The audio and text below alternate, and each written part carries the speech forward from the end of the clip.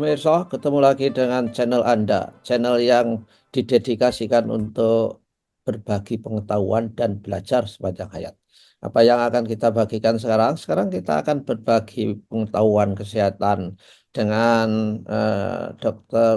Rahma Kusumawardhani, ahli gizi klinik. Beliau adalah dokter ahli gizi dari Rumah Sakit Jogja International Hospital yang lebih terkenal JH, dan juga dari rumah sakit akademik yang juga dikenal RSA milik Universitas Gadjah Mada.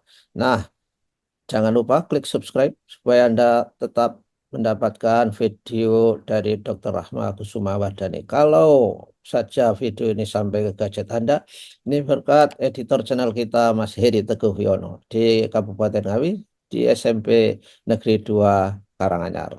Nah, kali ini kita akan berbicara mengenai tema yang luar biasa. Ini sangat digemari banyak orang. Mengapa? Banyak orang gagal diet. Lalu perjuangannya seperti apa? Dr. Ahmad Kusumawardhani akan memberikan tip yang supaya Anda tidak pernah gagal untuk menghindari obesitas dan overweight. Assalamualaikum warahmatullahi wabarakatuh, Dr. Ahmad. Waalaikumsalam warahmatullahi wabarakatuh, Prof.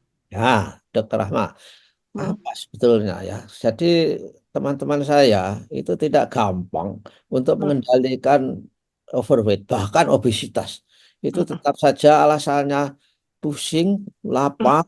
Nah, itu kan apakah ada hormonal di dalam tubuh kita itu yang sengaja mendorong-dorong menjadi trik untuk orang-orang yang gemuk-gemuk itu tidak bisa membuat berat badannya ideal. Gimana, Dok? Baik, terima kasih, Prof. Ya, mungkin sedikit mengingatkan dulu lagi sebetulnya apa sih obesitas atau overweight gitu ya. Jadi definisinya, kalau selama ini kita selalu menganggap bahwa definisi overweight atau obesitas itu kelebihan berat badan.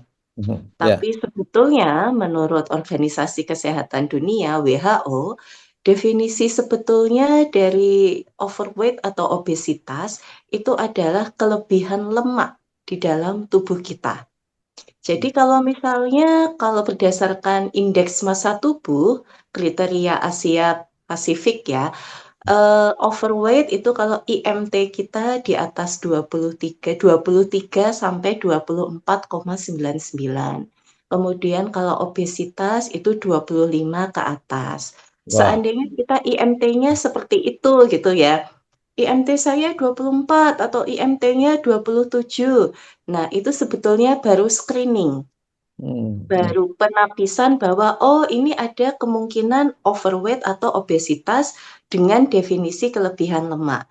Nah, untuk cara mengetahuinya apakah kita betul-betul true overweight atau true obesitas, kita harus melakukan cek pemeriksaan komposisi tubuh Hmm. sehingga kita Ya. tahu badan kita itu besar itu memang karena lemaknya atau kalau ternyata ototnya. Seperti kalau misalnya atlet gitu ya, Prof ya. Kalau Ya. atlet itu kan badannya memang besar, Hmm. tinggi besar gitu ya. Kemudian kalau kita lihat IMT-nya pasti mungkin rata-rata di atas 23 atau bahkan di atas 25. Tapi kalau seandainya isi atau komposisi tubuhnya itu otot, itu tidak masalah, nggak apa-apa. Itu metabolismenya malah bagus, itu sehat gitu lah ya istilahnya. Tapi Tapi dok, kebalik, kan kalau otot dan tidak itu kasat mata aja lah dok. Itu nah dan betul. ketika orang memakai ban serep di perutnya misalnya saja itu Ah, jelas itu bukan otot, itu lemak. ya Itu betul. dok, gimana? Betul, Prof. Nah, itu tadi. Kalau secara objektifnya kita melakukan cek pemeriksaan komposisi tubuh, seperti yang kalau Prof medical check up itu ya, Prof ya, Ya, kan yang terlihat kemarin. ototnya, lemaknya, ya. Atau kalau secara mungkin, waduh, kok sulit ya harus periksa komposisi tubuh atau kebetulan di daerahnya tidak ada. Satu cara yang juga cukup mudah adalah mengukur lingkar perut, Prof. Mhm. Ya. Ya, lingkar perut. Kalau kita mengalami overweight atau obesitas, lingkar perut kita kalau untuk wanita itu lebih dari 80 cm. Oh. 8. Kalau untuk laki-laki itu lebih dari 90 cm, Prof. Hmm. Nah, seperti itu. Itu bisa jadi salah satu cara.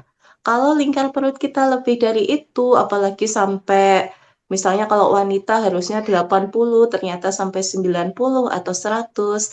Kalau laki-laki mungkin sampai 110, 120, bisa dikatakan mengalami obesitas sentral. Jadi Oh, memang obesitas yang lebih dominan di area perutnya.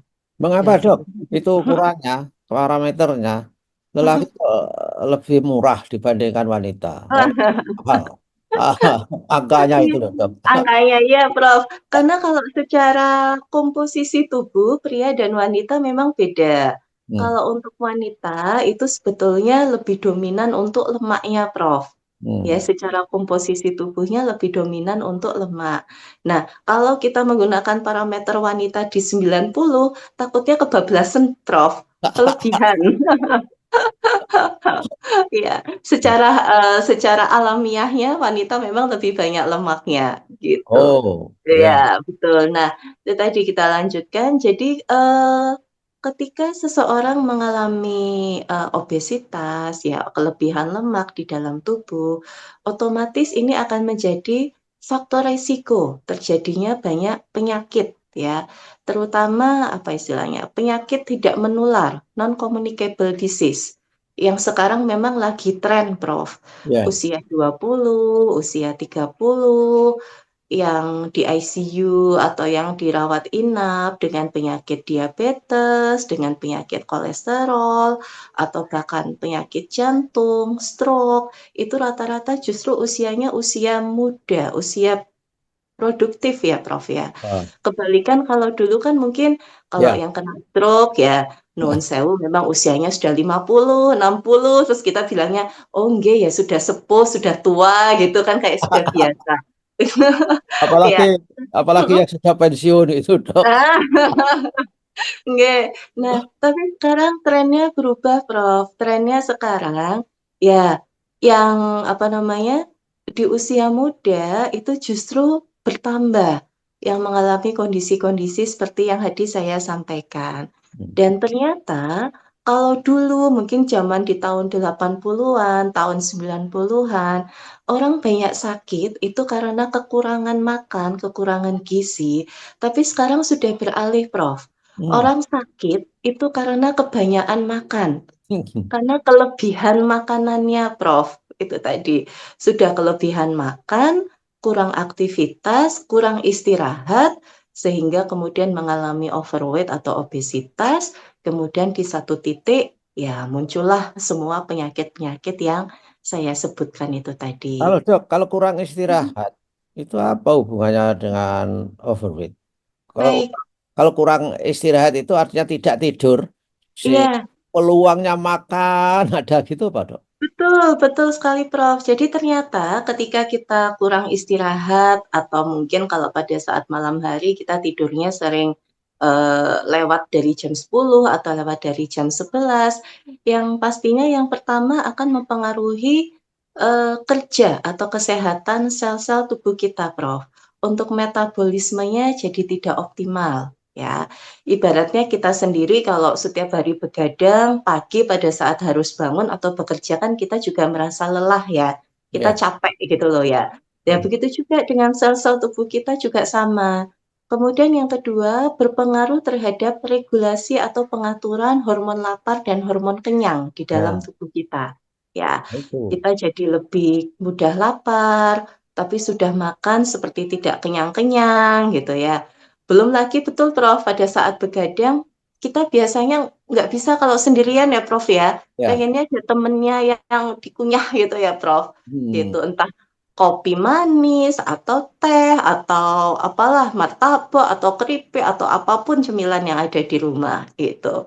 Kemudian ternyata akan meningkatkan mobilisasi lemak juga ke area sentral atau ke area perut itu tadi, Prof. Oh. Nah, jadi itu tadi ternyata biasanya kalau saya menyampaikan kita ketika diet tidak hanya sekedar mengurangi makan, Hmm. eh, olahraga pasti, tapi ternyata faktor istirahat yang cukup itu juga berpengaruh. Gitu. Oke. Ya, orang yang istirahat cukup dengan yang tidak cukup, orang yang makannya teratur dengan yang tidak teratur, beratnya sama-sama turun, tapi hasilnya beda, Prof. Oke. Akan lebih bagus kalau yang memang bisa disiplin, bisa tertib, itu pasti hasilnya lebih optimal. Ya, ya, Ya. ya, ya. Dan, Kemudian, ya. eh, kenapa sih gitu ya, orang kok ketika menjalankan program diet, kemudian ada yang berhasil, ada yang tidak gitu ya. Eh, Tantangannya di mana sebetulnya? Tantangannya yang pertama dan yang utama sebetulnya adalah dari diri sendiri, Prof. Ya. Ya, Betul. eh, saya pun juga yakin lah, maksudnya percaya dan saya menyampaikan ke pasien juga. Saya tahu, saya percaya bahwa yang namanya kita mengubah kebiasaan, ya, namanya mengubah pola makan, pola hidup itu kan bukan sesuatu yang kita bentuk 1 bulan, 2 bulan, Prof. Itu Ya. sesuatu yang kita bentuk mungkin seumur hidup kita sampai hari ini. Mhm. Ya. Ya. Kita terbiasa makan terlambat, makan tidak teratur, atau kita terbiasa makan banyak, kita terbiasa untuk tidak olahraga, kemudian kita harus mengubah kebiasaan itu pasti perlu waktu, perlu proses. Hmm. Kalau di dalam diri kita sendiri keinginan untuk mengatur pola makan itu tidak kuat gitu ya, Prof ya, biasanya di tengah-tengah seringnya kurang berhasil. Ya. Ya, ya. Banyak cheating. Banyak cheating, Dok. Ah, betul sekali, Prof. Jadi apa banyak banyak permakluman gitu ya, Prof ya. Ya. Ah kan aku sudah diet kemarin, hari ini aku mau cheating misalnya gitu ya. Tapi terus cheatingnya ternyata sampai besok-besoknya gitu, Prof. Nah, ya, ya itu tadi. Yang pasti tantangan utamanya sebetulnya ya dari dalam diri sendiri yaitu ya, Prof ya. Hmm. Kemudian tantangan yang kedua adalah dari lingkungan, Prof, lingkungan yang tidak mendukung. Mungkin kitanya keinginannya kuat gitu ya, Prof ya. Ya. Kita niat mau diet, sudah ke dokter, sudah dapat apa meal plan, sudah bahkan dapat sudah ikut member gym misalnya gitu ya. Tapi terus lingkungannya ternyata tidak mendukung, Prof. Tidak mendukung itu bukan berarti mereka sengaja untuk membuat pasien kemudian atau membuat kita makan banyak, tidak. Lingkungannya tetap sama. Jadi misalnya di lingkungan kerja, kantor gitu, ketika kita tidak diet, teman atau rekan kerja yang membawa makanan ke kantor seperti pisang goreng atau cemilan atau keletihan, itu kan hal yang biasa ya, Prof ya. Ya. Kita Ya. ikut makan gitu ya. Ya. Ketika kita diet, teman tetap berperilaku sama gitu kan ya. Ya seperti hariannya membawa makanan, membawa cemilan, tapi ketika kita diet itu akan menjadi suatu tantangan tersendiri, Prof. Mhm. Mm-mm. Ya. Wah, Ya. yang lainnya makan, aku nggak ikut makan gitu ya. Belum Ya. lagi kalau nanti misalnya rapat, disediakan snack box atau makan gitu ya. Wah, yang lainnya makan, saya nggak ikut makan. Atau yang lebih ini lagi, Prof, yang lebih nggak enak lagi. Dok, diajak klien atau diajak bos gitu keluar makan. Masa saya nggak ikut makan, dok, kan nggak enak, kan kayak gitu. Itu juga jadi tantangan tersendiri, Prof, itu. Kitanya sudah niat, tapi diajak keluar makan. Kalau nggak ikut makan, kok nggak enak misalnya itu, Prof. Jadi tantangan saya buat tantangan utamanya ada dua itu tadi, tantangan dari diri sendiri dan tantangan dari luar. Ya. Eh, Ya, Dok, kalau Prof, ya, diajak bos-bos itu, sebenarnya kita kan bisa memiliki strategi. Ya ikut saja, tapi bisa iya, kita membuat pilihan makanan yang tidak begitu mempengaruhi berat badan. Misalnya orang lain makan lemak-lemak, ya kita makan sayurnya saja. Makan, betul, K misalkan saja. Itu iya, ya, Dok. Ya. betul, betul, Prof, betul sekali. Saya juga menyampaikan seperti itu. Betul, kita diet, tapi bukan berarti kita menghambat untuk bersosialisasi atau menghambat pekerjaan kita, jangan sampai. Kita bisa aturnya dengan seperti apa? Ya, kita pilih makanan yang sesuai dengan yang seharusnya kita makan gitu ya. Tapi biasanya nanti gini, Prof, jawabannya, wah ya nggak enak, Prof. Ya, wah ya nggak enak, Dok, gitu. Yang lainnya makannya sate, masuk saya makannya cuma sopnya ya. Ya, Ya, itu maka tadi kembali ke kombinasi tantangan dari diri sendiri dan tantangan dari lingkungan kita, gitu, Prof. ya, ya, Nah, ya, solusinya bagaimana gitu kan ya, supaya kita bisa katakanlah pasien-pasien atau orang-orang yang memang sedang menjalankan program diet. Ya, saya selalu menyampaikan yang pertama adalah pastikan kita punya tujuan dan tujuan itu harus kuat. hmm, Ya, ya, kalau hanya sekedar ikut-ikutan tren, oh ngelihat di Instagram atau di TikTok orang yang before after kayak gitu misalnya dari 70 jadi 50, oh bagus badannya, dok gini gini gini gitu kan ya. Kalau menurut saya tujuan itu kurang kuat. hmm, Tujuan yang paling kuat itu kalau kita misalnya memang eh, biasanya kalau kita sudah kecemplok dengan sesuatu, Prof. ya, Gitu. ya, Saya ada beberapa pasien yang menurut saya bagus perkembangannya, tapi itu tadi karena awalnya memang dalam tanda kutip kecentok dengan kondisinya sendiri, dengan kondisi kesehatannya. hmm, Dia mulai mengalami keluhan jantung, mulai merasa apa namanya badan tidak enak dengan berat badan yang memang sangat obes gitu ya, Prof ya, di atas 150 berat ah, badannya.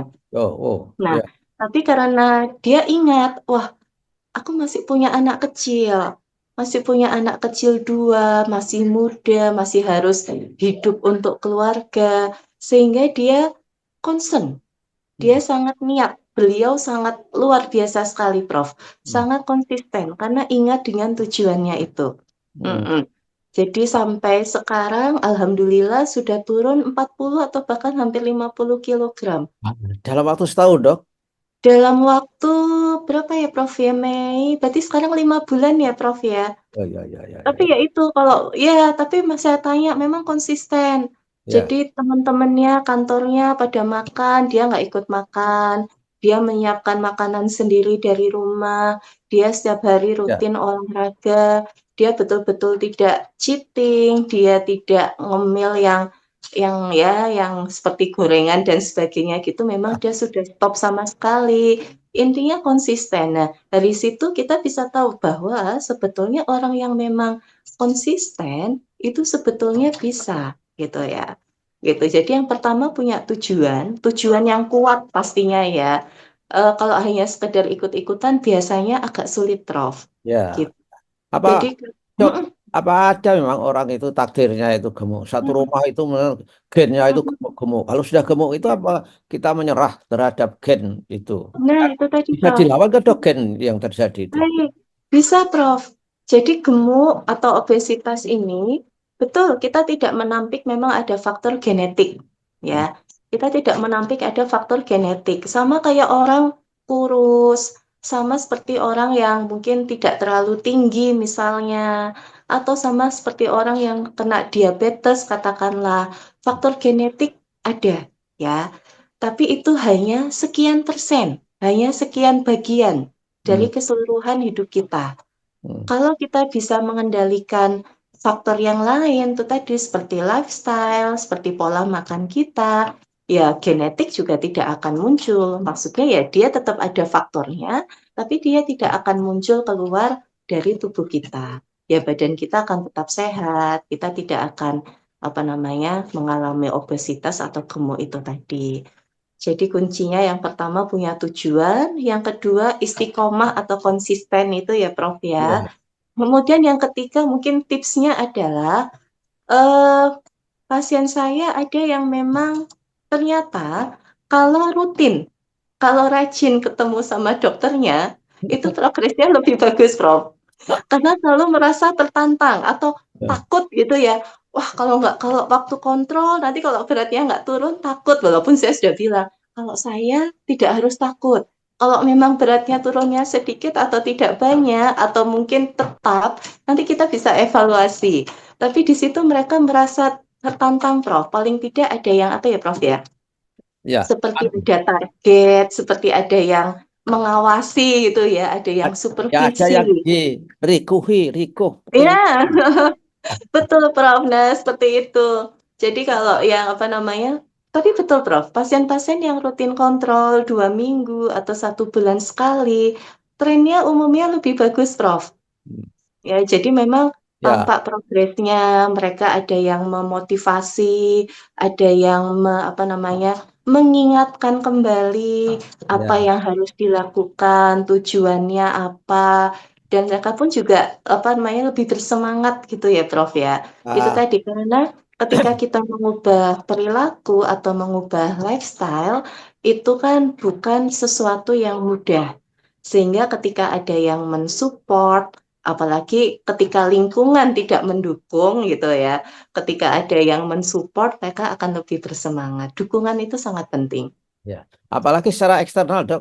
Kalau saya dokternya, pasien yang bandel tuh bilang, kamu sebetulnya masih ingin hidup panjang nggak sih? Itu juga sering disampaikan oleh dokter yang misalnya bukan masalah overweight, misalnya jantung. Iya, Jantung kan life iya, threatening. Jadi sangat dokter-dokter ahli jantung itu sering mengatakan bahwa kamu masih ingin hidup lama lagi gak gitu. Itu saya kira memang jantung menakutkan, Dok, saya kira. iya, Terus betul, Prof. Ya, otak dan jantung itu kan istilahnya memang organ vital kita ya, Prof ya. Tidak ya ada salah satunya itu ya, ya, ada, tapi orang tidak sadar bahwa overweight, obesitas itu juga mempengaruhi kesehatan jantung kan dan gitu. betul, betul Tapi sekali, Prof. ya, pertanyaan terakhir, Dok. Mengapa Mm-mm. lemak itu kok sukanya di daerah perut tuh? Kok nggak mau misalkan ada di betis atau di apa gitu? Iya, betul, Prof. Ya, jadi lemak itu intinya adalah dia akan mengisi ruang yang paling mudah, apa istilahnya, Prof? Paling mudah diisi, paling gampang melar gitulah ya, Oh, gampangnya ya. ya, ya, Heeh. ya, ya. Awalnya dia nanti akan mengisi di bawah kulit, ya, lemak subkutan. Tapi Oh, nanti ketika dia sudah loh, ini udah penuh nih, udah nggak ada tempat lagi gitu kan ya. Tempat mana yang paling gampang? Daerah perut, Prof. Rongga perut itu elastisnya luar biasa. Sama seperti kayak kalau misalnya ibu hamil gitu kan, kita oh, membopong beban sekian sekian kilo gitu ya, masih bisa melar terus gitu kan ya. Yang ya. hamil sampai twin kembar atau 3 atau bahkan kembar 5, perutnya kan masih muat ya, Prof ya. Heeh, nah, Oh, ya. apalagi hanya untuk lemak, Prof. Perutnya ruangannya sangat tersedia luas, Prof. Iya, jadi itu tadi. Tapi kenapa kok apa namanya banyak di area perut? Karena itu tadi awalnya mereka memang akan mengisi area-area lain yang ada di dalam tubuh, tapi ketika dalam tanda kutip tempatnya sudah habis, mereka akan mencari tempat. Nah, rongga di dalam tubuh yang paling luas di mana? Di area perut itu, Perut. dan itu yang paling mudah melar, yang paling apa namanya mudah untuk diisi sehingga ya kalau orang yang overweight atau obesitas, pertama kali yang terlihat itu pasti perutnya, Ya, gitu, tapi Prof. sebetulnya kalau perutnya buncit seperti bola pingpong itu kan ah, mestinya harus memulai memperkuat faktor internal untuk Iya, mengendalikan diri, Dok ya. Itu kan iya. sudah warning itu sebetulnya. Sebetulnya seperti itu, Prof. Tapi biasanya seseorang merasa, wah, eh, aku nggak apa-apa kok, pemeriksaan hasil labku juga bagus, Ya, ya, misalnya. ya. Ya, padahal itu sepertinya, sebetulnya itu seperti apa ya, Prof, ya istilahnya? Seperti bom waktu gitu ya, Ya, ya, Prof, ya, ya? ya. Nunggu Iya, waktu betul. aja, nunggu waktu. Iya, aku nggak apa-apa kok, beratku 100 kilo, tapi diperiksa gulanya bagus, lemaknya bagus, misalnya kolesterolnya normal. Itu hanya, kita bukan mendoakan, tapi seringnya itu hanya menunggu waktu saja, Ya, ya. Prof. Dan Nanti ketika nanti di satu titik muncul suatu penyakit, munculnya semua, Prof. serentak, Jadi ya. iya, serentak semuanya muncul dan langsung berat gitu ya. Kondisinya biasanya langsung berat gitu. Nah, Ya. jadi alangkah baiknya kalau memang sudah kita menimbang kok angkanya selalu geser ke kanan atau angkanya kalau timbangan digital kok setiap nimbang selalu bertambah bukan berkurang atau baju sudah terasa mulai tidak muat. kok setiap bulan harus ganti size misalnya gitu Ya. ya. Itu sudah tanda-tanda yang harus kita cermati, harus segera kita lakukan sesuatu. Jadi untuk sehat harus cenderung memilih pakaian yang slim fit, bukan gamis-gamis yang longgar, Dok. Wah, Ya. iya Prof. Kalau di rumah gitu ya bisa dilihat kok kemarin kaosnya gitu ya, kaosnya kemarin L kok sekarang tiba-tiba XXL seperti itu ya. Nah, itu Ya. artinya sudah mulai pertanda. Ya, tapi budaya orang yang overweight atau obesitas itu juga punya komunitas yang membenarkan, Dok. Jadi yang penting sehat gitu katanya. Nah, itu betul Prof, itu dia itu tadi kembali ke faktor eksternal atau faktor lingkungan kita yang sangat berpengaruh Prof. Ada yang kitanya mungkin sebetulnya sudah merasa tidak nyaman, tapi ketika lingkungan melakukan pembenaran seperti yang tadi Prof sampaikan, itu kan akan membuat kita kembali ke zona nyaman lah ya istilahnya Prof ya. Oh iya benar sih, nggak apa-apa kok. Teman-temanku yang lain juga seperti itu misalnya. Gitu. Oke, terima kasih, Dok. Ini luar biasa pencerahan ini. Mudah-mudahan teman-teman yang berjuang melawan obesitas dan overweight segera bisa mendapatkan berat badan yang ideal sehingga selalu sehat walafiat. Terima kasih, sampai ketemu Amin. 2 minggu lagi, Dok, kalau panjenengan. Insya Allah, Prof. Terima kasih. Wassalamualaikum warahmatullahi wabarakatuh. Waalaikumsalam warahmatullahi wabarakatuh.